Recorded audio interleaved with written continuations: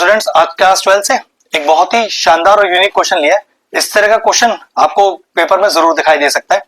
कह रहा है कि integration -1 to 3 mod of 2x plus 1 dx। देखो कैसे सॉल्व करते हैं। हमेशा ध्यान रखना, अगर क्वेश्चन मॉड में हो और आपके पास लिमिट मौजूद हो तो पक्की बात है ये लिमिट स्प्लिट होगा, टूटेगा। वो किस तरह से टूटेगा जरा ध्यान से देखो। सबसे पहले इस क्वेश्चन को मैं हाईलाइट करता हूं। तो i इज इक्वल टू, सबसे पहले आप क्या करिए, इसको इस तरह से लिखिए, दो इंटीग्रेशन के सिंबल बनाइए, अपर लिमिट और लोअर लिमिट को यहां लिख दीजिए। अब एक लिमिट आपको ये वाली ढूंढनी है जो दोनों के लिए सेम होगी। अब वो लिमिट निकालेंगे कैसे, जो भी आपका फंक्शन है उसे 0 के बराबर रख दीजिए तो वो वैल्यू आ जाएगा। तो 2x प्लस 1 को जरा 0 के बराबर रखिए, तो 2x प्लस 1 इक्वल टू 0, तो 2x इक्वल टू -1, तो x का वैल्यू क्या आ गया, माइनस का हाफ। इस तरह से लिमिट स्प्लिट किया जाएगा। यहां आ गया माइनस का हाफ और यहां पर भी आ गया माइनस का हाफ। अब एक सबसे इंपॉर्टेंट पार्ट कि जब आप मॉड को स्प्लिट करते हो तो याद रखना वो मॉड दो फंक्शंस में चेंज होता है, एक पूरा नेगेटिव, एक पूरा पॉजिटिव। सोचो कि अगर पॉजिटिव है तो या तो 0 होगा या तो 0 से बड़ा होगा, लेकिन अगर नेगेटिव है तो पक्की बात है 0 से छोटा होगा। तो इस नियम के हिसाब से ये मॉड भी मेरा स्प्लिट हो गया। लेकिन प्रॉब्लम ये है, मैंने दो इंटीग्रेशन में तोड़ा है, ये तो मुझे कंफर्म है कि मेरा मॉड भी माइनस और प्लस में टूटेगा। लेकिन दिक्कत है कौन से इंटीग्रेशन में पॉजिटिव आएगा, कौन से इंटीग्रेशन में नेगेटिव आएगा, ये मुझे कैसे पता चलेगा। तो देखो उसका बड़ा आसान तरीका है। मैंने क्या किया, -12 से 3 के बीच में कोई वैल्यू ले ली।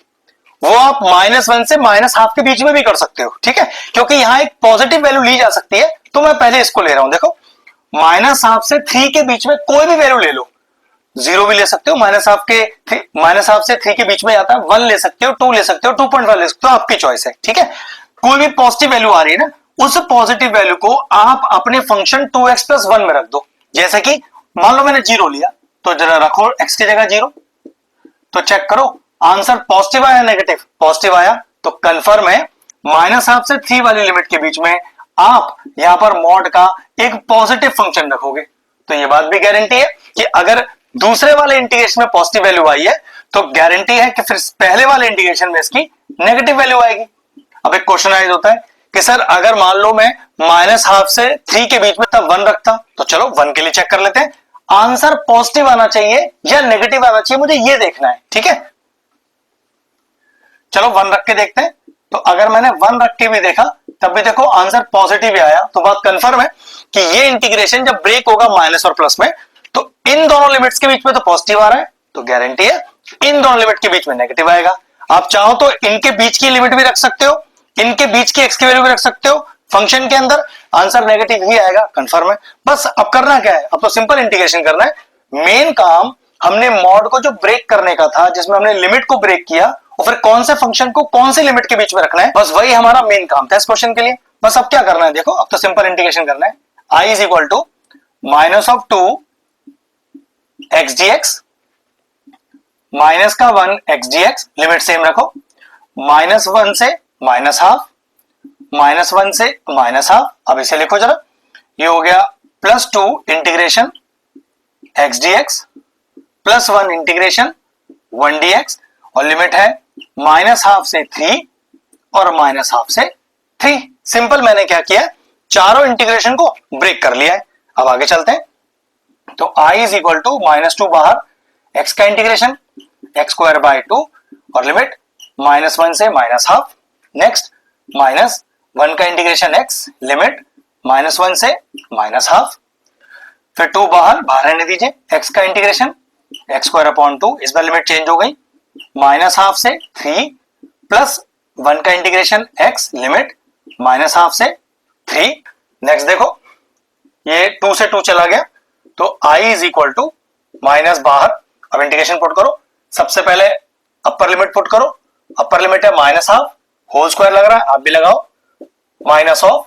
अब लोअर लिमिट पुट करो, -1 होल स्क्वायर लग रहा है, आप भी लगाओ, फिर ये वाला माइनस ब्रैकेट, फिर अपर लिमिट पुट करो तो -12 माइनस, फिर लोअर लिमिट पुट करो -1।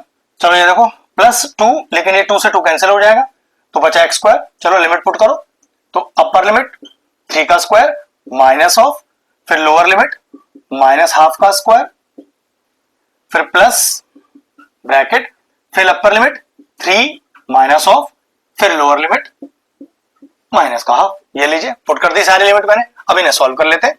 तो i is equal to minus बाहर, ये हो गया 1/4 माइनस का 1, क्योंकि माइनस का स्क्वायर, माइनस 1 का स्क्वायर 1 ही रहेगा, फिर माइनस, ये हो गया माइनस का हाफ और प्लस का 1, फिर प्लस, ये हो गया 9 माइनस, ये हो गया 1/4 प्लस 3, ये हो गया 3 और प्लस का हाफ।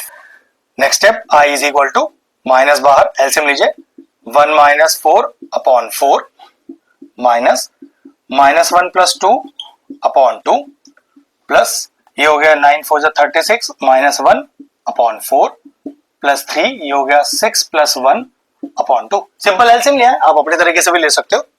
अगला स्टेप, तो i is equal to minus of minus का 3/4 माइनस, ये हो गया 1/2 प्लस 35/4 प्लस 3 7/2। नेक्स्ट स्टेप देखिए, i इज इक्वल टू, ये हो गया 3/4 माइनस का 1/2 प्लस का 35/4 प्लस 21/2। एलसीएम ले लीजिए 4 इसका, तो ये हो जाएगा आपके पास 3 माइनस का 2 प्लस का 35 प्लस का 42।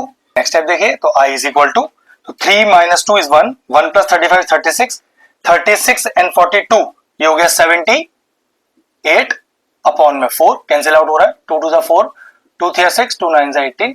तो what is the value of the integration? Value is 39/2। Simple सा लॉजिक था, फिनिश हो गया।